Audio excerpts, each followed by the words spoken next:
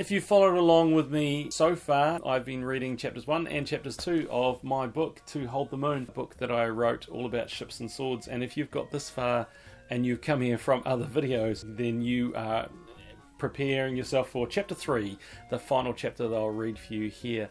And this one is 6 pages, so it's going to be 3 times as long as what I just read to you. But if you are here from just clicking this and going, what in the world is this? Go back and watch the first 2 videos. I read the first 2 chapters of this book that I've written here. That will give you some context as to what's going on.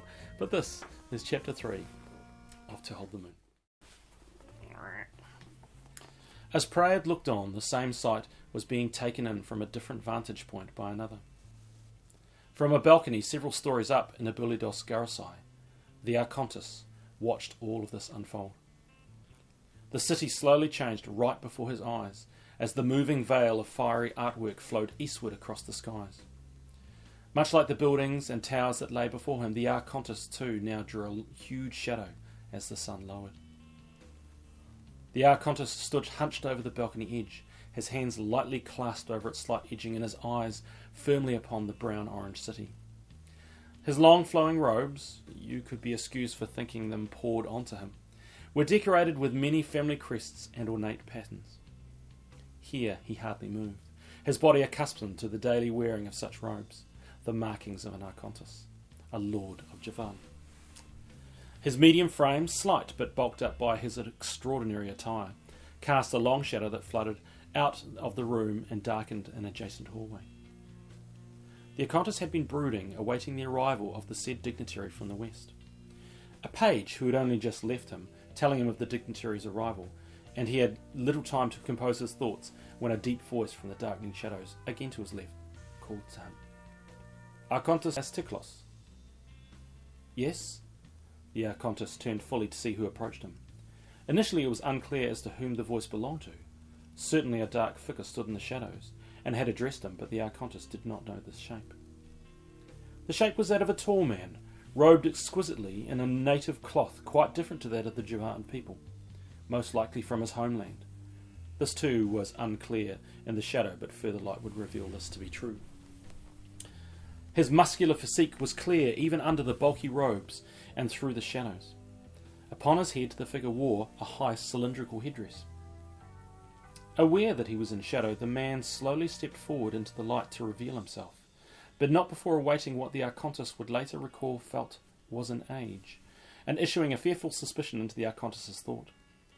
The light showed him to be of a darker skin, that of a Bariaban from the west. His face, rich with strength much like that apparent in his body, bore a serious glower, and made the Archontis wonder for a slightest moment if this might be the herald of woe, and that he might be unlucky enough to receive it. This was not to be, as all the harshness in this man's face was erased by a warm grin that washed over him, a small tuft of hair under his lower lip prominent as the visible white teeth began to shine. Pishka Amon Siasatmadar to serve you. Spoken slow and purposefully, the words carried great meaning and poise, rich in the culture of the West. This, combined with a slight bow, every bit as purposeful as the speech it accompanied. The Archontis gathered himself and quickly matched up the visitor he expected with this one who stood before him now. Pishka Siasatmadar, the Archontis enthusiastically enlightened, flinging his arms outstretched before clasping them in front of his body. How wonderful it is to finally meet you! The Archontis was very sincere. The Aelion protect you, the Pishka continued, again with a slight nod of his head, and this time a clenched fist inward towards the centre of his chest. Yes, of course, the Archontis fidgeted. The Aelion protect you also. Where are my manners? The Archontis sheepishly raised a half-clenched fist in the vicinity of his chest. The Pishka eyed this. I trust you have travelled well. Yes, the Pishka answered. We enjoyed the favourable winds. And no concerns with those filthy Livia? The Pishka half raised an eyebrow at this. No, he spoke slowly. None at all. Pishka, the Archontis began, trying to read the slowness of speech in his guest. You must be dreadfully weary. I understand it is such a way that you have come. I should send for some wine, some food too. The Archontis began to trail off before being interrupted by the Pishka. Thank you, Archontis, thank you. I am fine. I wish to be of no burden to you. Not at all, Pishka Siasatmadar, the Acontis raised his perhaps slightly over-enthusiastic voice. I am delighted to host you, and perhaps we should dispense with any formality, no? May I call you Amon? This was greeted with an empty look from the Pishkar's face, and the Acontis thought momentarily that he might have gravely offended his guest. That would be excellent, the Pishkar replied with an instant wide smile. The sudden change in the Pishkar's face caused the Acontis to question whether he had even seen the previous face or perhaps dreamed it. And please, call me Lelian, the Acontis insisted. Lelian, Amon smiled. Amon, come, do see. Lelian sprung with excitement. He held one arm out to Amon's shoulder to draw him closer to the balcony edge and the dying light upon the city. Amon came to him and let Lelian grasp his shoulder and gently point him to the balcony and its extraordinary view beyond. The last browns and oranges, now richer than before in their final splendour, looked up at the pair alighted in the balcony frame. Lelian grinned proudly and Amon took in a slow, deep breath quietly, as if he was breathing in the view. Allow me to introduce you to my city, Lelian said proudly. The greatest city in Javan, perhaps even Midiankor. Amon looked upon it for a moment. Perhaps even Rian itself.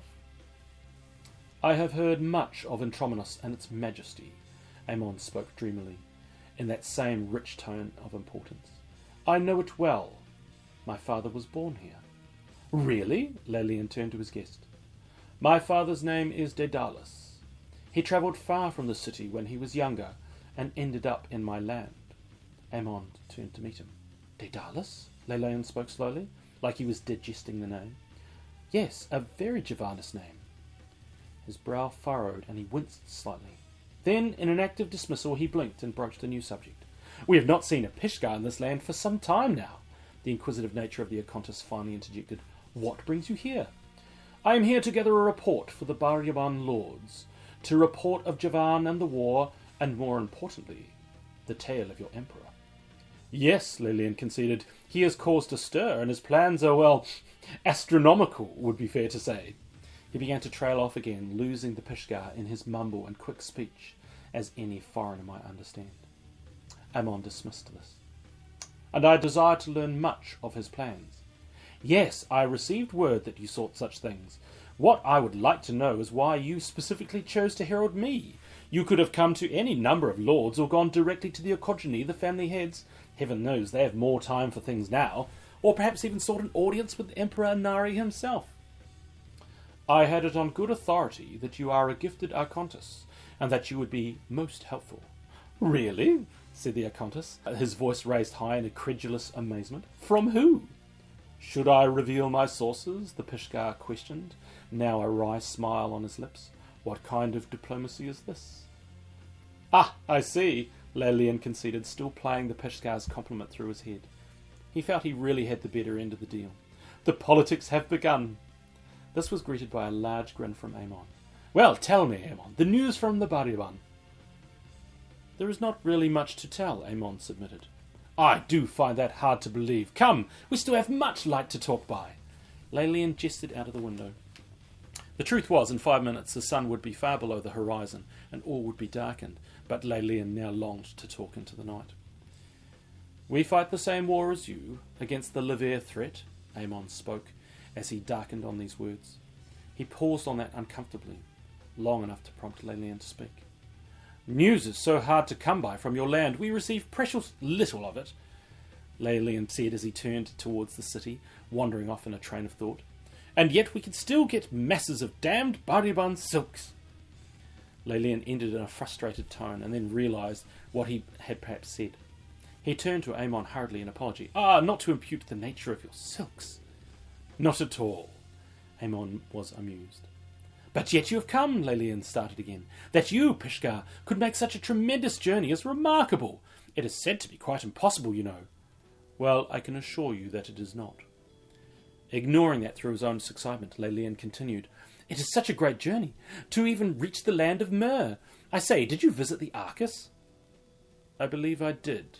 Amon sounded unsure. Marvellous! I have a cousin Festus there. Did you meet him? Lelian was positively bursting. "No," Amon replied, after searching for the name, again sounding unsure. "Really? Quite extraordinary that you did not. He would delight in meeting a Bariban lord." Lelian was disappointed for his cousin Festus. "I did not stay in Mur long," Amon began to explain. "Of course," Lelian continued with fervour. "You will have to remember much more news to regale me with, or manufacture enough to keep my curiosity at bay, if I am to let you away tonight. You must come with me to... Ah! Who is this?" The Archontus, cheerfully setting off in a jovial tone, interrupted himself with a frightened exclamation. To the left of the balcony, in long dark shadows, Lelian only just now perceived the figure of a man standing motionless in the almost departed light of day. It caught the Archontus with such a start that he literally jumped in near horror. The Pishgar, if the figure or even the scene the Archontus had just made had surprised him, he showed nothing of it. Lelian's question was greeted by the figure stepping one half pace forward into the light, and even then only half of his dark face was illuminated. Lelian was now dumbstruck with fear. The Pishgar paused for a moment before answering the petrified Archontus. "This is Saif ul Haq," he said slowly. Lelian shot Pishgar a puzzled glance. Amon dipped his head slightly on its side before adding, "My bodyguard." Lelian gathered himself. It had simply been the Pishgar's bodyguard, no more. It was unnecessary to have been concerned as he had been. Still, something unsettled the Archontus, and though he sought to regain his composure, an underlying strain of fear hung over him. "Ah!" Lelian finally spoke, unconsciously raising a hand to his chest. Trying to excuse his own obvious fear, he searched for what to say. Initially, all that came out with some spluttered half-attempt laughs. "Well, yes," he continued. "Marvellous! I did not quite see you there." The bodyguard was now just finishing a slow bow after his introduction, and the Archontus made out in the failing light that he wore a solid-looking leather vest that showed off his muscular arms and chest, and upon his back an Akbaran sword. This did not comfort Lelian. "Tad Barak Naum," the Pishgar spoke in his native Bariban tongue to the bodyguard. With that, the bodyguard retreated into the shadows again. Still, his powerful form was visible. "I do apologise, Lelian," Amon addressed him in a diplomatic sympathy. "We are not in the custom of the introduction of our helpers, and I neglected to tell you of his presence." "Oh, think nothing of it," Lelian dismissed, still visibly shaking. I have been meaning to introduce you to my bodyguard. Ah, a fellow. Big fellow he is. Yes, a fellow. Where the nemesis can he be?" The diplomatic faux pas of swearing, uttering the name of nemesis in this case, was done, and Lelian scarcely noticed. He was calling out in a panicked fashion for his own bodyguard and revealing just how uncomfortable he was more every second. Still, if this amused the Pishgar, he did not show it. "I am sorry," Amon spoke again. Yes, Lelian answered, feeling ridiculous. "Look, I can only imagine how close to us he might be, but it is late now, and you are in need of rest. Look, the night is almost upon us." It was indeed almost upon all of them, and the Archontus now no longer wished to speak into the night. "It will be wonderful to speak of things. Tomorrow, I think." He shrugged his shoulders in apology, as if it was out of his hands. "Good night, then. I will send someone for you." And with that, he quickly turned away to the balcony's right, and away from the bodyguard, and hurried off into the shadows. "Good night, Archontus Astiklos," Amon replied as Lelian left. This was all rather sudden. Amon couldn't help but feel perhaps a little foolish over all of this, as he watched Lelian retreat hurriedly down the corridor and eventually out of sight. At this he dropped his head, hoping he had not spoilt the quality of information he sought to gain in the coming days. After raising his hands to his hips and staring at the floor for just a moment, he dropped his hands and slowly paced to the balcony's edge. As he approached it, he could see the final moments of the day. The dulling city that stared back at him could see the Pishgar bathed in a pale orange light. Eventually, the figure of the Pishgar's bodyguard joined him at his side, him too looking out over the city. "An error," Amon spoke quietly to his aide. The two now spoke in their native language together. "I should have made you more plain." "Are you certain you have not spoilt this lord for us?" the bodyguard inquired. He spoke what the Pishgar was thinking. "No, I am not." The Pishgar bore a look of concern. "Still, we must find the rogue." the bodyguard continued as he turned to his master. I release you to do so. The Pishgar turned to him also. But be swift. He is cunning. I must seek the captain. He must be bent to our will. I do not understand what part the captain plays in this. You do not know all the parts, my young Ibarid. The captain will draw out the rogue, for certainly the rogue seeks him, the Pishgar said gravely.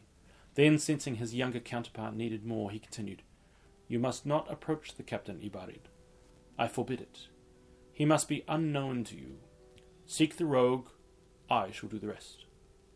The two eyed each other momentarily with stern looks of purpose in their dark faces, before the Pishgar broke this by walking off briskly and heavy with concern, his robes waving awesomely behind him. The bodyguard turned his head to the last light upon the city. His eye sought the rogue. The sun was now massive against the almost dead brown sky. It hung low over the horizon, that far-off boundary which separated the sky and the dark orange ocean. As it sank off into the far-off waters, the shadows lengthened into infinity, and the sombre reality of night and all it may hold began to firmly grasp the city and all around it. First at its base, then its middle, slowly the sun was being swallowed by the horizon, and its final battle to bend all colour to its whim was all but over. The glowing orb that gave life and light to all was now defeated by a simple turning of the world. It's the first 3 chapters of my book, To Hold the Moon. If you've actually managed to listen to all this, that's ridiculously amazing. Love to kind of hear your thoughts in the comments, and if you're interested in kind of, actually getting your hands on this, let's talk. I have like about 10 of these downstairs, and I have 10 of these downstairs, the second one. I've been told the second one's better than the first one, so there we go. And I'm currently halfway through writing the third one, the end of the trilogy. So if you are interested, let me know, let's talk. If you enjoyed this and you're like, sort of actually just read the whole thing to us, if there's enough people wanting that, I'm sure we can work out something. I don't know, that would be a bit weird though, wouldn't it? Anyway, kia ora, thank you so much, stay awesome.